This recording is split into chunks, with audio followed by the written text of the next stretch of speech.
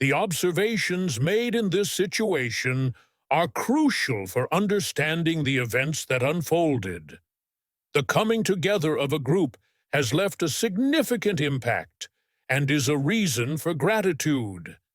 There was no public announcement or grand farewell, but within the palace there was evident heartbreak as Princess Anne quietly bid her final goodbye. Long-serving staff openly wept as they said their farewells to Princess Anne, who had been a constant presence in their lives for many years. Speculation arose about a sealed letter from the Queen, a hidden journal, and a decision that could potentially have a profound impact on the monarchy. The departure of Princess Anne left many questioning the reasons behind her sudden exit. The absence of a grand announcement or royal wave marked the quiet morning in Edinburgh when Princess Anne discreetly left her longtime residence. Princess Anne, known for her dependability among the Windsor family, departed without any public acknowledgement, leaving her loyal staff deeply affected. The departure was not merely a relocation, it felt like a significant and emotional conclusion for those involved. Despite the lack of public statements or speeches, significant events were unfolding behind closed doors. Before leaving, Anne handed her private secretary a plain envelope containing a handwritten note that carried great emotional weight. The note conveyed a brief yet profound message, indicating the depth of unspoken emotions. The sudden departure of the typically composed princess raised questions about the cause behind her unexpected exit. The answer to the mystery lay not in her farewell, but in the personal items she left behind, including a worn leather journal filled with deeply personal entries. Prior to her departure, Anne instructed for the delivery of her journal directly to her most senior aide, emphasizing the significance of this personal document. The contents of the journal have reportedly caused significant impact within the royal corridors, extending beyond mere reminiscences. Each page of the journal contained not just memories, but also raw emotions, unfiltered reflections, and quiet confessions. In addition to observations about palace life, the journal documented moments of tension, loyalty, and also highlighted the presence of pain and a growing discomfort with the evolving nature of the monarchy. A particular sentence in the journal stood out, indicating a pivotal moment of realization. "The day everything changed, I knew I couldn't stay." Swing. Those closest to Princess Anne believe that this significant day occurred shortly after Queen Elizabeth's passing in 2022. Although Anne never openly opposed the new leadership, the journal revealed subtle yet potent concerns she held. Her writing was characterized not by bitterness, but by a sense of care, as she offered warnings and quietly resisted decisions she could not support. According to a palace insider, while Anne did not frequently mention individuals by name, when she did, it held considerable weight. The entries within the journal disclosed private conversations, disagreements regarding the direction of the monarchy, and the gradual replacement of traditions with political performance. Anne, known for her unwavering dedication to duty, began to feel that the very concept of duty was losing its significance. One long-serving aide succinctly summarized her stance. She was loyal, but not blind.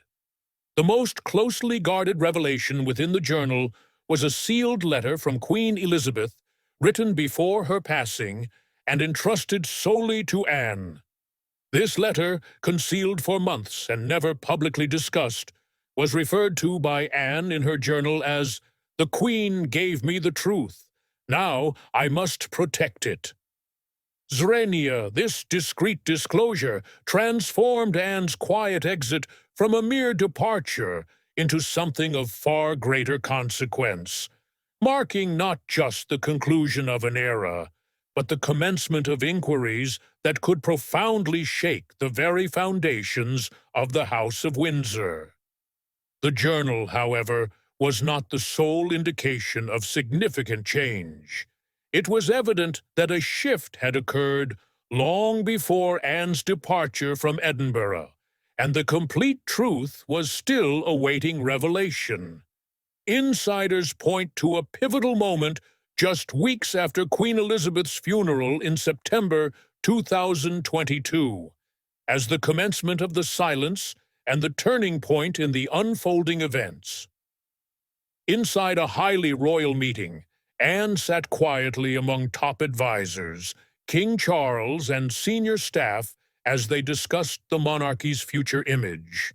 The discussion lasted nearly 3 hours, covering strategies for modernizing the crown, appealing to younger audiences, and reshaping royal roles. One proposal that stood out was to increase Kate Middleton's visibility, as some believed she embodied the stability and grace the monarchy needed to spotlight, more so than Camilla could offer in the long term. Anne reportedly remained still and observant throughout the meeting. However, King Charles firmly objected to the proposal, insisting that Camilla remain front and center to reinforce her position and downplay any push to elevate Kate further, which shifted the atmosphere in the room. According to one witness, Anne's face remained unreadable until the topic shifted to quietly sidelining charities the late Queen had championed. At that point, she stood, walked to a nearby window, and remained silent for several minutes, causing an uneasy silence to fall over the room. That evening, Anne returned to her quarters in Edinburgh and wrote a journal entry unlike any before, with one phrase standing out: "The day everything changed." Component placement. From that moment, Anne's presence began to fade, with cancelled appointments and dwindling public appearances. Those closest to her say that it wasn't about titles or roles, but about watching the crown drift away from everything her mother stood for. Her quiet retreat began, and what truly deepened Anne's quiet withdrawal wasn't just policy. After Queen Elizabeth's passing, the relationship between Anne and Charles, once close siblings raised within the same royal walls, began to drift apart as their visions clashed on tradition and public image.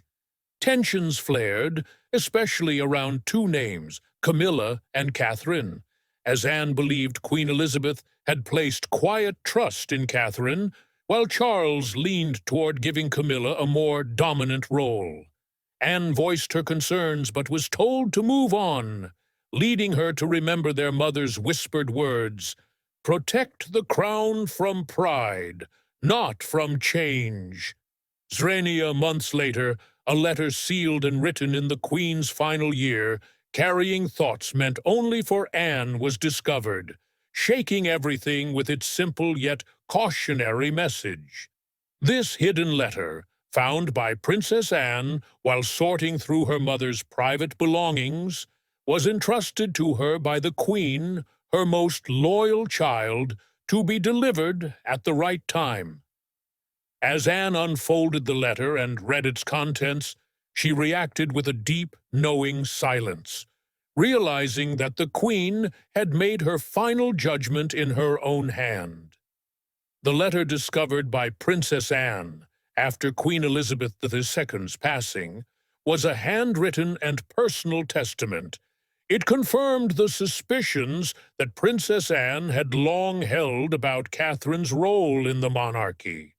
The letter's content focused solely on Catherine, praising her grace, discipline, and unshakable dedication to duty. In the Queen's eyes, Catherine was seen as the steady hand the crown required, not solely defined by her title, but by the calm she brought during tumultuous times. The letter's revelation took place in a private setting, with only William and Charles present, causing a palpable tension within the room. This discreet unveiling solidified Anne's realization that her mother had recognized Catherine as the future's true anchor, based on her resilience rather than birthright. The letter's significance led to a quiet reshaping of the monarchy's future, as it marked the Queen's deliberate choice, not mere speculation or hearsay. The letter was not seeking publicity or praise, but it was a private expression of truth, reflecting the Queen's deeper vision for the monarchy, shaped not only by lineage, but also by character. Anne did not immediately confront the future king.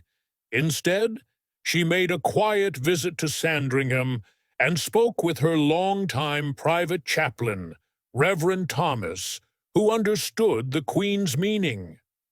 Away from cameras and ceremony, Anne and Reverend Thomas sat by the fire at Sandringham, where he confirmed the Queen's fears that she had confided during the final summer at Balmoral in 2022. The Queen had expressed her deepest fears to Reverend Thomas, emphasizing the importance of what they model rather than what they wear, which she had kept hidden from the public eye. Anne realized that the reflections in the letter were not just gentle musings, they were warnings, prompting her to take action to bring about change. One evening at Windsor, Anne met privately with Charles and William, placing the letter on a polished table between them and conveying the Queen's trust in her to show it to them before it was too late. This private meeting marked the beginning of a quiet shift in the monarchy, centered not around tradition, but around trust, as the letter's message lingered in the room like the final breath of an era. As a result, Catherine emerged as the heir of quiet strength, embodying the steady rhythm and conviction that the monarchy needed, without seeking the spotlight or clinging to titles or headlines. From the beginning, Queen Elizabeth II recognized Catherine's unique approach. She understood that Catherine was not conforming to an existing mold, but rather reshaping it in her own way. Catherine's influence was not rooted in grand speeches or gestures, but in her quiet and steadfast service. Although the Queen's admiration for Catherine was not publicly expressed, it held significant power. According to a palace aide, Catherine's strength lay in her ability to listen more than she spoke, a trait that stood out in a world filled with noise. Even Anne, known for her reluctance to offer praise, came to deeply respect Catherine for embodying a no-nonsense sense of duty similar to her own. When Anne received the Queen's handwritten letter naming Catherine as the true anchor of the monarchy, she immediately embraced the sentiment, reaffirming her long-held belief that the future of the crown relied on character rather than charisma. In contrast, King Charles reportedly reacted with disbelief and a sense of betrayal upon reading the letter, feeling excluded as Catherine was the sole focus. The weight of the letter had a profound impact on Anne and William, but it struck Charles with unexpected force, potentially triggering a royal power struggle behind palace doors. The unfolding events following the letter's revelation could bring about significant changes. For someone who had long awaited his ascendancy to the throne, the Queen's private message to Catherine felt more like a quiet rejection than a passing of the torch for King Charles.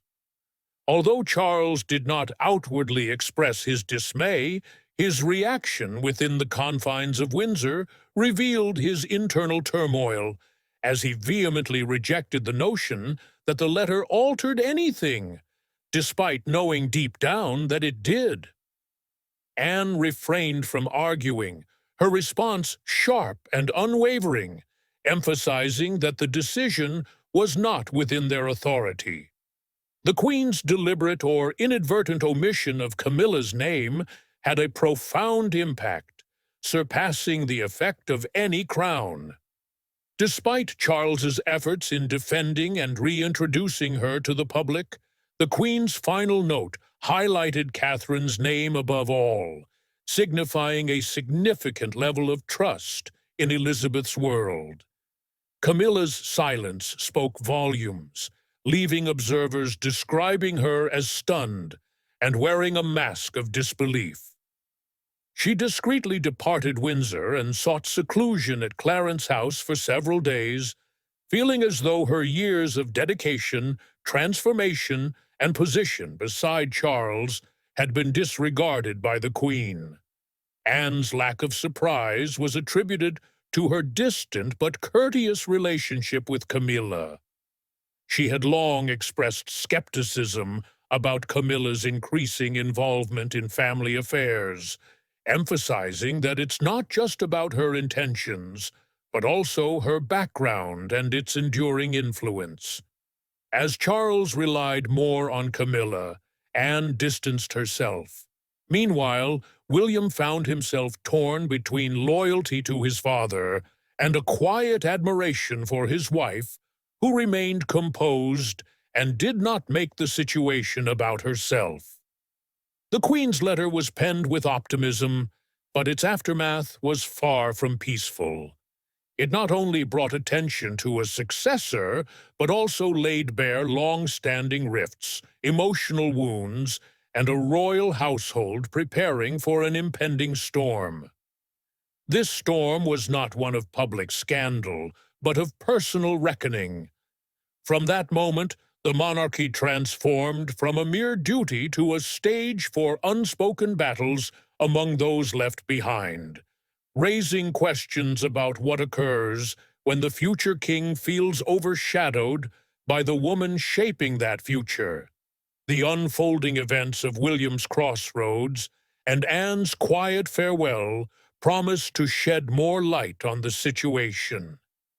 William had always been accustomed to duty, groomed from boyhood to follow in his father's footsteps as a future king, all while living in the shadow of Buckingham's expectations. However, nothing could have prepared him for what Anne revealed on that fateful day. Catherine is the crown's future. Those words not only redefined the hierarchy, but also deeply shook William, evoking a mix of emotions that went beyond anger, encompassing love, confusion, and the quiet fear of being left behind. He had never sought the limelight. Catherine shared a similar disposition. For years, they had supported each other through their duties and family life. Anne gently reminded him that while his role still mattered, Catherine's guidance was equally important. The intention was not for him to step down, but to stand beside her. The message was not about creating division, but about embracing evolution. William pondered whether he could adapt to a future where Catherine served not only as his partner, but also as the moral compass of the monarchy. Meanwhile, Anne quietly bid her farewells in the tranquility of Edinburgh, away from the public eye. Her departure was marked by understated acts of gratitude that spoke volumes, such as signing a photo for a gardener's son and leaving a note of appreciation for a housekeeper who had been part of her routine for 15 years. There was no need for her to announce her exit. Her composed demeanor conveyed enough. Behind her calm smile was a woman who recognized the significance of the changes unfolding around her. As the gates closed behind her for the final time, her staff, rather than cheering or waving, stood in solemn solidarity, their eyes filled with tears.